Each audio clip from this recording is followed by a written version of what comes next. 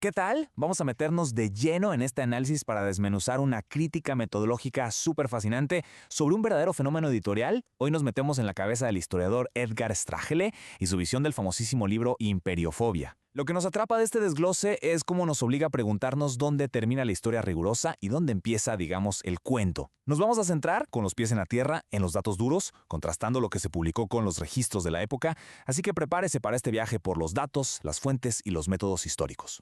Es súper evidente que hablar de identidad histórica pisa callos, ¿verdad? Y para entrar en materia, la brillante reflexión del filósofo Émile Cioran nos cae como anillo al dedo para entender el atractivo psicológico de este tema. Cioran decía, palabras más, palabras menos, que ciertos pueblos están tan obsesionados consigo mismos que no ven más allá de sus propias anomalías históricas. Y vaya, este pensamiento resume a la perfección por qué todo el debate sobre la historia de España, sus imperios y sus leyendas enciende tanto los ánimos y resuena tan fuerte en la cultura de hoy.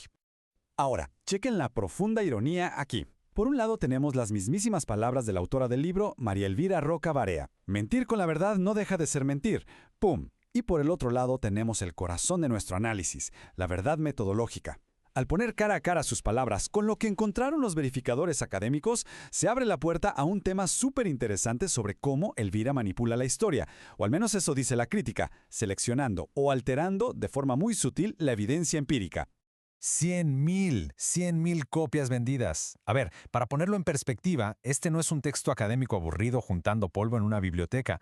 Es un fenómeno de masas total que ha moldeado la forma en que muchísima gente ve la historia y hasta le han echado flores políticos de alto nivel. Por eso mismo, echarnos un clavado profundo y totalmente objetivo para ver qué tan preciso es históricamente resulta importantísimo hoy en día. Cuando una narrativa se vuelve así de viral, revisar si sus fuentes son de fiar se convierte prácticamente en un asunto de interés público. Bueno, pasemos rapidísimo a nuestra agenda para ver cómo vamos a desglosar este tema paso a pasito.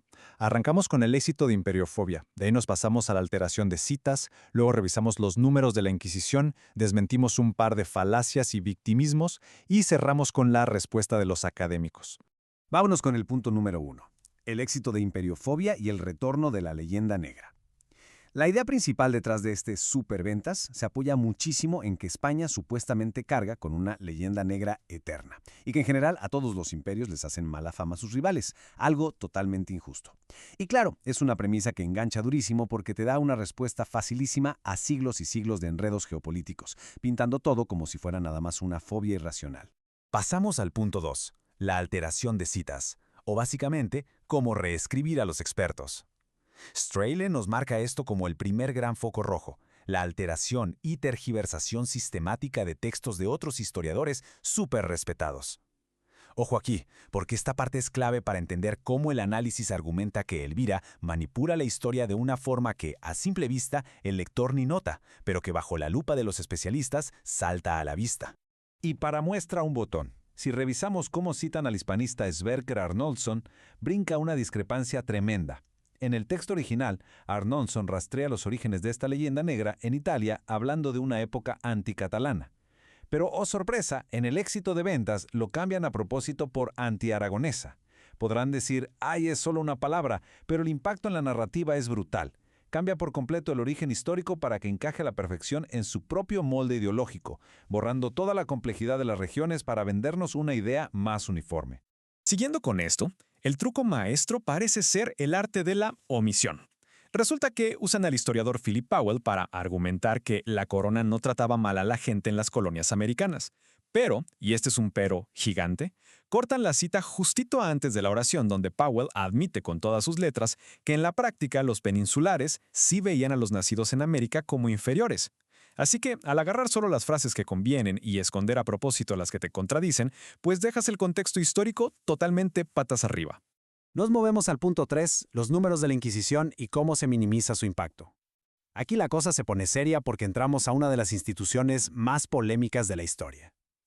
Ponerle lupa a las cifras es súper importante porque los números a veces nos dan esta falsa idea de que estamos ante una verdad absoluta e indiscutible. Por ejemplo, viéndonos en la época con estos autos de fe, podemos anclarnos un poco en la realidad. A ver, la autora del libro tiene un buen punto cuando dice que los números de ejecuciones que se contaban en el siglo XIX por parte de sus enemigos solían estar infladísimos. Totalmente cierto. Pero la realidad tan suavizada que ella nos pinta a cambio necesita que la revisemos con el mismo rigor. No porque desmientas una exageración histórica, ya en automático tu versión es la correcta. Y es que los datos históricos nos muestran un contraste que, híjole, no se puede negar. El libro dice, supuestamente basándose en fuentes alemanas, que en 300 años de Inquisición solo quemó a 12 luteranos. 12, pero si nos vamos a los registros históricos que además son facilísimos de encontrar y que Straichel cita, resulta que tan solo en un periodo de 3 añitos quemaron a 26 en Valladolid y a 50 en Sevilla. Bajarle los números de una forma tan drástica frente a lo que está súper documentado es para los investigadores la prueba reña de cómo Elvira manipula la historia para restarle peso a los eventos. Y espérense, porque la cosa no para en el castigo físico. El libro pasa totalmente por alto lo que se conoce como la pedagogía del miedo. Estamos hablando de un nivel de terror psicológico tremendo. Procedimientos en secreto, gente denunciando en el anonimato, el estigma que arruinaba familias enteras por generaciones y una censura de libros brutal.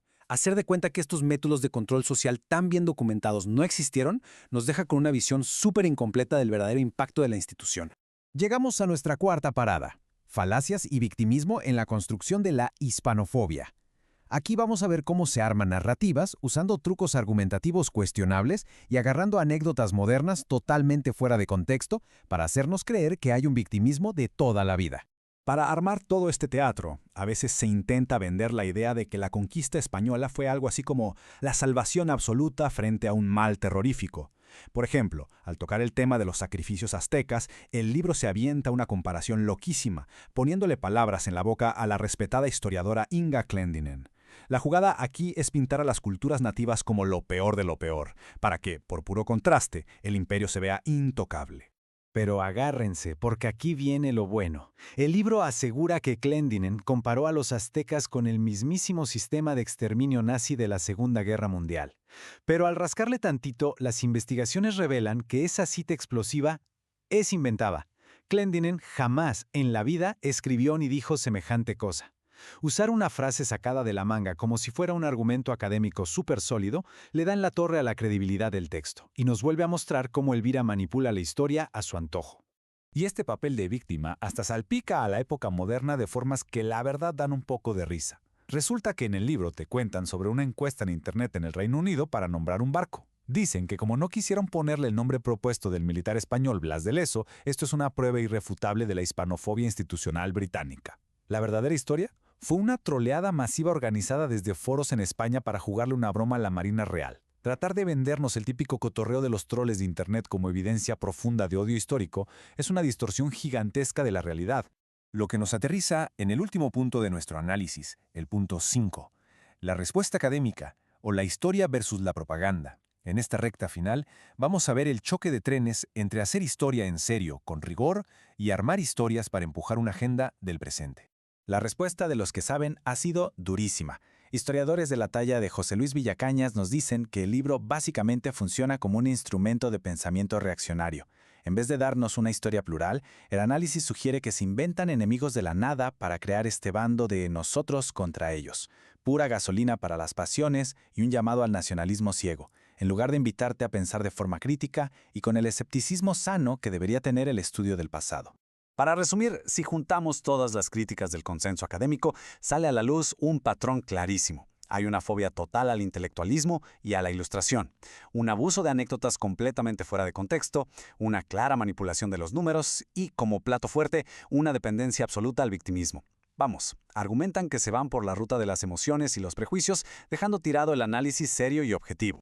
Y para cerrar este desglose, les dejo votando esta pregunta que es clave para todo lo que vimos hoy. ¿De verdad se puede combatir el sesgo histórico de una leyenda negra inventándose simplemente una leyenda nueva que sea su reflejo? El costo real de intentar arreglar el pasado con más manipulaciones y verdades a medias es perder por completo nuestra brújula histórica hoy. Para entender de verdad la historia, tenemos que mirar tanto las luces como las sombras, con datos duros, no con propaganda. Ha sido un recorrido súper revelador por estos apuntes históricos, poniendo siempre la evidencia en el centro de la conversación.